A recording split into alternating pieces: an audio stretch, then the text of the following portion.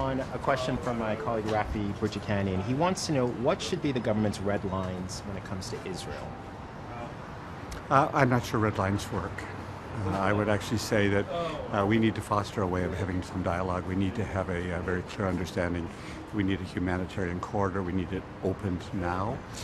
We need to have absolutely no impediments to people in Gaza getting the food they need, the water they need, the shelter they need. I'm not sure that's a red line, but that is just humanitarian. That is just what is essentially at our core as human beings. And I think that Canada continues to need to explain that and tell that to Israel. And just to be clear, there's red lines for sanctions against Israel. I just reread my colleague's comments. Does your comment still stand? Do you think it doesn't? For me, red lines don't work. In a situation like this, we need to listen. We need to understand the history. We need to understand the aspirations of both Palestinians and Israelis, and we need to have a way of Canada taking a leadership role. My issue would be that more Canada needs to play a strong leadership role in finding a way of having reconciliation and having a two-state solution.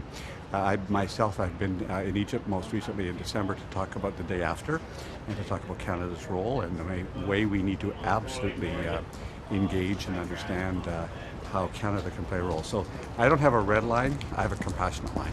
What do you think about concerns that the government has been, silent about the issue since releasing a joint statement and issues about, humanitarian aid not being able to get into Gaza? The joint statement was a very strong statement. I think that that showed Canadian leadership, and I think that we will work with like-minded like France and other EU and other countries to find a way to continue that conversation.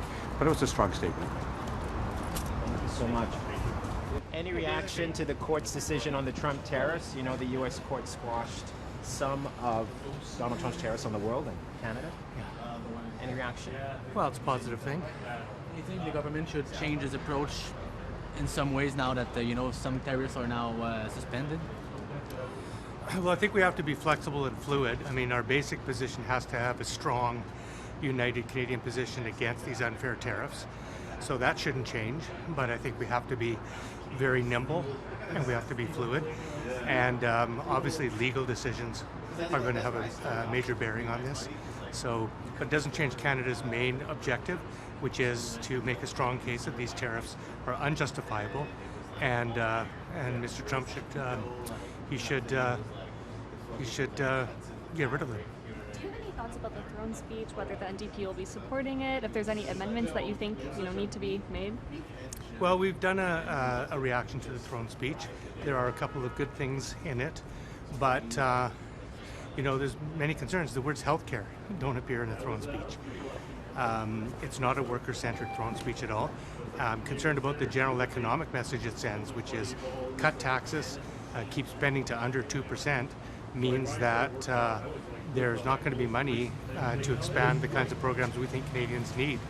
So it's a very conservative throne speech, and but we haven't made up our minds yet on how we'll vote. Are you leaning nay right now? We're still evaluating it. We just got it yesterday. Our caucus has met and had a preliminary discussion, but right now we're voting on the amendments. There's a sub-amendment and an amendment to vote on. What was the feeling among your caucus? Did it seem like there were more people in support or against the throne speech as it is? Well, I would say, right now we have a feeling like what Canadians want is they want their federal politicians to come together and have a strong, united position against Donald Trump. So I think the throne speech expressed that, quite well. But we're disappointed with the vast number of things that were not mentioned in this throne speech. Again, very conservative. This is the most conservative throne speech from a Liberal government I've seen since Paul Martin. I think it's a throne speech that the Conservatives could have largely written. So in that respect, we're disappointed. So, as in everything, there's a little bit of good, a little bit of bad, but we'll come out with a caucus decision next day or two. Thank you. Thank you so much. Hi, Minister. So earlier you announced that you were granting support for 2 emergency air evacuations to help with evacuees across the country. I'm wondering when that's coming and what other support your government will be offering. Just before I answer that question, I would like to express the government's heartfelt support for the people and the communities that are affected by wildfires across the country. What I can tell you is that we received a request, the Prime Minister and I, from the province of Manitoba last night. And of course, that request was for emergency evacuation with respect to 2 First Nations communities in northern Manitoba. And of course, we immediately agreed. And in fact, those Air Force planes were deployed, and they're in the process of evacuating people from those communities at this time. Great. And do you have any other additional support that your government will be offering? What I can tell you about that is that I'm in very close contact with my counterpart in the province of Manitoba, Minister Lisa Naylor, and we're discussing from time to time what types of supports might be required, and we absolutely will make every effort to be there for the province of Manitoba and its people and its communities. And what about support for other provinces like British Columbia or Saskatchewan or Alberta? We're aware and monitoring closely the situation in those provinces as well. There's issues in Saskatchewan in addition, and we don't have requests for support from those provinces yet, but as I say, we're monitoring, and when those requests come in, we'll certainly deal with them. Wonderful. Thank you, Minister. Thank you so much. Thank you. Minister, the U.S. Appeals Court just reinstated Trump tariffs. What do you think of that decision? Look, the Prime Minister was clear that we welcome that decision taken by the U.S. courts, but again, we are still in the middle of a crisis. There's still a trade war, and we've been very clear that I've got a cookie in my hand. Paul, leave out the cookie, please. But this is very important that tariff wars hurt Canadian workers and U.S. businesses and workers on that side. So we need to continue working together, as the Prime Minister said, and we need to continue diversifying our markets, and that's what the Prime Minister has told me to do.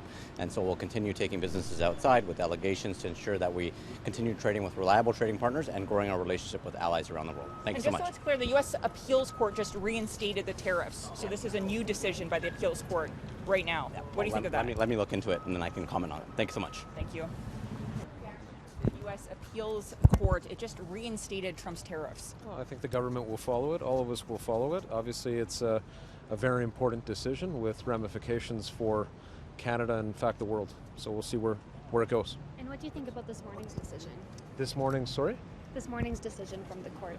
Well, it's obviously a decision that is taken by the International Trade Court, a little-known court as I understand it, but one with far-reaching implications in terms of their power today. So we will see, and I understand that the Trump administration has asked the Supreme Court to intervene. Again, all of this is going to be followed, and there's huge implications for the country, and particularly where I'm from London, Ontario, and southwestern Ontario is deeply impacted by all of these issues. So I certainly am one of those following it extremely closely. Thank you. The court did decide to reinstate the tariffs just now, so wondering if you have any thoughts about that.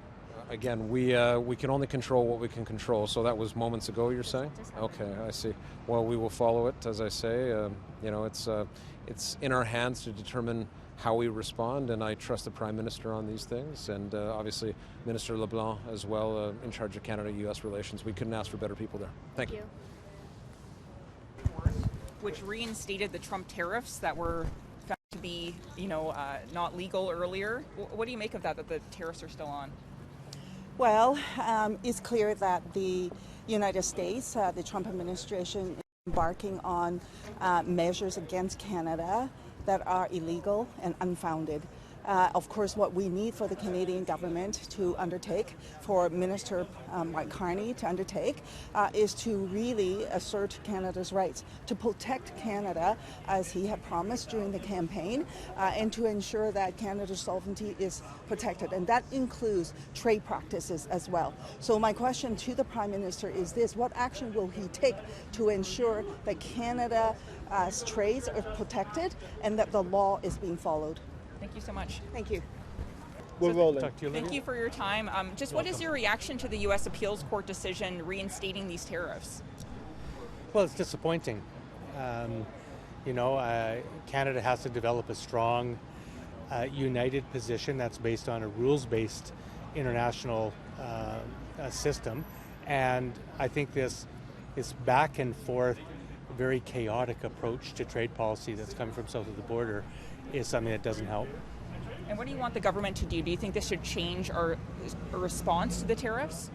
No, I think it doesn't change Canada's position, which is we have to continue to have a strong, united, factual and rules-based approach to the American position. And I do think that's going to be the position that will win out in the end. And was the Prime Minister's speech today in the House of Commons, where he reflected on the previous decision, was that sufficient to you? Well, I didn't hear the Prime Minister's remarks, so I can't really comment in a fair way on it. But, you know, Mr. Trump is chaotic, and he changes day to day, and I don't think we can let that alter our position. We have to stay firm, we have to stay strong, and I still think that the fundamental economic changes that were identified in the election, the need to diversify our trade relationships with, you know, stable partners, becoming more self-sufficient in Canada and building more things here, strengthening our internal trade. These are the kinds of things that we need to do as Canadian economic policy, and focus on that. And I think, you know, we'll leave Mr. Trump to his knitting, but it shouldn't change what we do. Thank you. Thanks. Appeals court decision, it just reinstated these Trump tariffs. You know, I'm just starting to read about it, so I haven't had a chance to really get into detail to see exactly what that means and how it impacts aluminum, steel, and the other tariffs that are impacting Canada with automotive. So probably I shouldn't comment until I get a chance to read. What's your initial reaction to the fact that they've been reinstated, that nothing's really changed now? Well, this is a fluid file that changes all the time, and we just got to be, you know, very nimble and quick and do what we can to make sure that we get these tariffs removed or reduced, and you know, what's the best strategy to do that? Those are things that are starting to be talked about and decided upon. So right now it's hard to comment on it because, like I said, until you know exactly what you're dealing with, I think I'd like to talk to some more of my friends down in the U.S. to see what they think and how they think it's going to lay itself out, and I haven't had a chance to do that either. So, can you just talk about how this uncertainty is maybe affecting your own constituents? Well, not just my own constituents, right across, you know, North America or the world, you might say, because you know, and in your business community, you're making decisions on location of facilities, plants, even production runs and the size of production runs. So when you have instability and you don't know what your market's going to be, it makes it hard to say, okay, I'm going to build 1,000 Xboxes or XYZ products or whatever.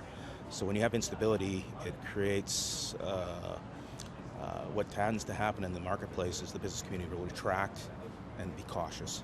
And when they're cautious, then all of a sudden you see all sorts of different other shocks that go throughout the system. So again, lots of things can domino through these impacts, you know, even from the markets themselves. So again, I think I'd rather be a little bit careful in what I say right now until I have more data and more information. Thank you so much.